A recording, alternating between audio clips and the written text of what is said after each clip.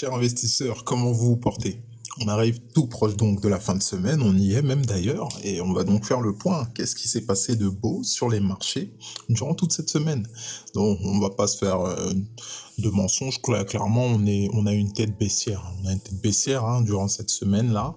On voit, encore une fois pour rappel, on a atteint les plus bas au niveau de 46 000 pour le courtier Coinbase, on a atteint même 45 000 pour certains autres courtiers. Donc on a touché en fait des zones de rebond immédiat. Mais ceci dit, c'est pas fini. Faut pas oublier que ceux qui maîtrisent un peu la partie, les gros capitaux, ils peuvent très bien faire un geste pour faire peur à tout le marché, pour faire un petit excès.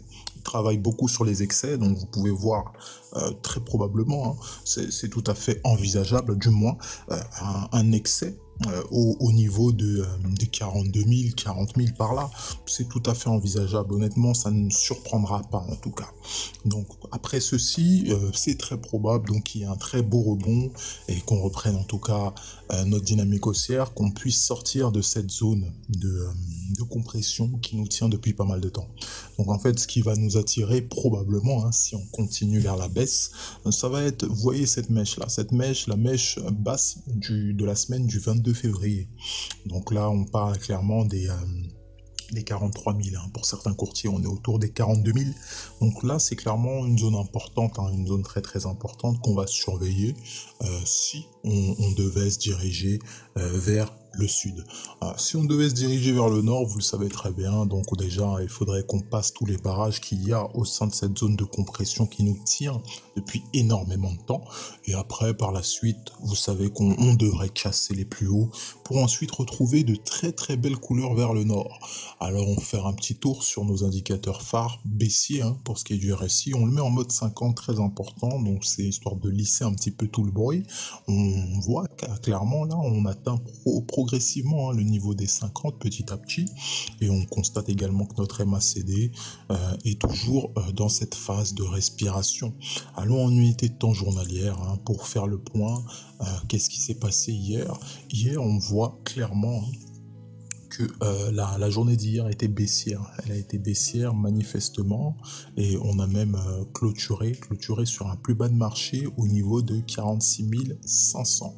Donc il faut voir un petit peu ça correspond à quoi. Ça correspond à des zones basses qu'on connaît assez bien, qui sont même toutes proches d'ailleurs, des niveaux qui nous attendent si on devait se diriger un peu plus bas. On va mettre nos repères, histoire d'être un peu plus clair de là où est-ce qu'on se situe. Et vous voyez qu'on n'est pas loin du tout des zones basses qui devraient nous attendre si on continue cette dynamique baissière.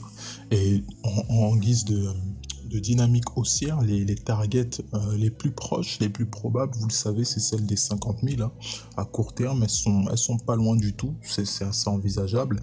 Et même pour dire, on a clairement un niveau fort au niveau de 51 200.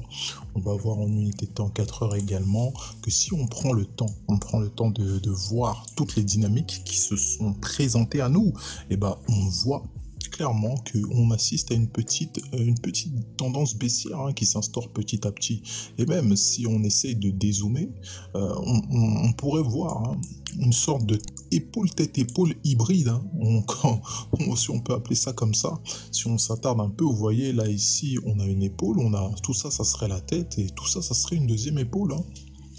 Donc on pourrait s'apercevoir une sorte de petite figure de compression qui se dessine. Tout ça, en fait, on peut le voir comme on veut, épaule, tête, épaule, que ce soit également un range, c'est tout simplement une zone de compression au final. Donc vous voyez très bien que la dynamique baissière qu'on a depuis ces derniers jours, elle est là, mais encore une fois de plus, elle peut servir de rebond très très prononcé pour la suite. On met Ishimoku, on s'aperçoit qu'on est en dessous du nuage, encore une fois. Unité de temps 1 heure, c'est également la même chose, juste de manière plus précise. On va aller maintenant sur l'Ethereum face au dollar, qui nous montre, lui, dans ces cas-là, encore une fois de plus, un regain baissier, mais dans une moindre mesure. Effectivement, là, on est en dessous du nuage en unité de temps 1 heure, mais il faut savoir qu'on a passé quand même pas mal de temps à retracer durant la journée d'hier. On a retracé pas mal après la hausse qu'on a eue vu durant la journée précédente. Effectivement, on a retracé pas mal, donc on constate également cette dynamique baissière. On va prendre le temps de prendre du recul également et on s'aperçoit depuis qu'on effectue ce rebond sur le bas du nuage, on se situe toujours au sein de celui-ci en unité de temps 4 heures. Donc là, vous vous apercevez que actuellement les intervenants ont du mal à sortir de ce nuage, effectivement, et on est quand même allé taper, hein. On a pris la peine quand même d'aller taper de manière franche le niveau, hein, dont on parlait hier, ce niveau des 3850. Donc on a fait un plus haut là-dessus. Actuellement, on a ouvert la journée. On a ouvert la journée en se situant entre les niveaux précisément des 3630 et le niveau 3850. Donc clairement, c'est des deux bornes qui nous entourent là actuellement. Si on la casse, on va peut-être s'attarder à avoir dans un premier temps comme target les 3900, d'accord, c'est tout à fait envisageable. Après, par la suite, par extension, on pourrait se diriger vers les 4000. Effectivement, c'est des niveaux qui sont tout à fait envisageables également. On va voir même en unité de temps 1 heure ce qui nous attend. Unité de temps journalière plutôt, en unité de temps journalière, pardon. Donc, à quoi ça ressemble même actuellement lorsqu'on parle de la journée précédente? On voit qu'elle a été baissière, clairement, elle a été baissière. Et encore une fois, c'est pas forcément une source de remise en cause, hein, de la tendance haussière qu'on a sur l'Ethereum. C'est tout simplement une belle zone de consolidation qui s'établit peu à peu. On le voit clairement, c'est drivé en majorité, hein, par le Bitcoin, effectivement, mais on va voir que si on met Ishimoku, vous le voyez, donc toujours éloigné fortement du nuage. Bien qu'on ait cassé la Tenkan, rien n'empêche qu'on la casse par le haut encore aujourd'hui. Donc c'est des choses qui sont tout à fait envisageables. On va prendre le temps également de voir à quoi la semaine ressemble. Et bah encore une fois de plus, hein, hier elle ressemblait à de la hausse et là actuellement elle ressemble à de la respiration. Encore une fois de plus, après l'ensemble des semaines qui ont été haussières sur l'Ethereum face au dollar, rien ne serait surprenant si on vient à clôturer actuellement sous forme de respiration, hein. Donc vous le voyez, ça ne peut que être sain pour la tendance extrêmement haussière qui a eu lieu, hein, actuellement. Donc on va voir. La semaine n'est pas terminée, tout est encore possible, encore une fois. Ceci dit, pour nos deux actifs analysés, les 2 semaines ressembleraient à de la consolidation, à de la respiration. Donc, on va prendre le temps de gérer le portefeuille, hein, comme il se doit, effectivement. Si certains souhaitent prendre des profits, encore une fois, ça ne semble pas déconnant non plus.